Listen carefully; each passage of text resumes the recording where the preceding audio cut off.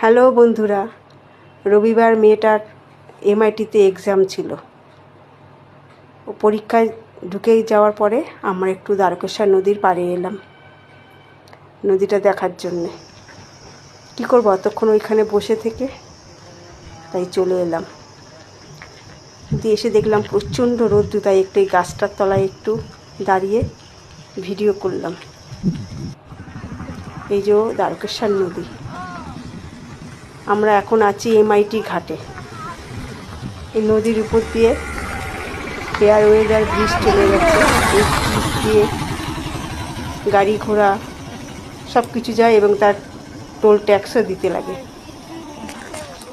কিন্তু বর্ষাকালে এই রাস্তাটা বুঝে যায়, ব্রিজটা, তখন নৌকা দিয়ে সবাই পারাপার হয়।